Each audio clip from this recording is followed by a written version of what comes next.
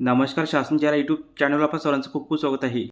तर आताच्या घडीची सर्वात मोठी खुशखबर म्हणजे राज्य सरकारी कर्मचाऱ्यांना मोठा आर्थिक लाभ अदा करण्याबाबत महत्त्वाचा शासन निर्णय निर्गमित. त्या संदर्भात एपिसोडच्या माध्यमातून संपूर्ण अपडेट सविस्तरपणे पाहूया. कुटुंब निवृत्ती वेतन, मृत्यू उत्पादन, रुग्णता सेवा निवृत्ती उत्पादन अनुज्ञेय करण्याच्या अनुषंगाने कार्यपद्धतीबाबत कृषी व पणन विभाग मार्फत दिनांक 12/8/26 रोजी महत्त्वपूर्ण शासन निर्णय निर्गमित करण्यात आलेला आहे.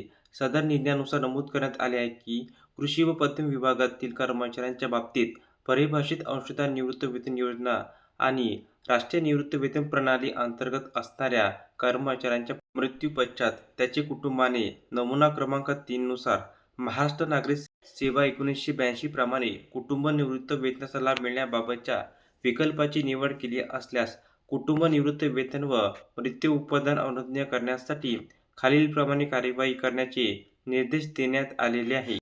परिभाषित अंशतः निवृत्ती वेतन योजना लागू असणारे कर्मचारी, मृत कर्मचाऱ्याच्या कुटुंबास आणि कायदेशीर वारसास कृषी व पणन विभागाच्या शासन निर्णयानुसार सानुग्रह अनुदान 10 लाख व किंवा कृषी व पणन विभागाच्या दिनांक 30/11/15 रोजी शासन निर्णयानुसार अंशदान निवृत्ती वेतन योजनेअंतर्गत अंशदान व त्यावरील जमा व्याजाच्या रकमेचा परतावा यापैकी एक किंवा दोन्ही लाभाचे प्रदान करण्यात आले असल्यास याबाबत कार्यालय प्रमुख व सक्षम अधिकारी कार्यालयांनी त्यांच्या स्तरावर प्रथम खात्री करण्याचे निर्देश देण्यात आलेले आहे.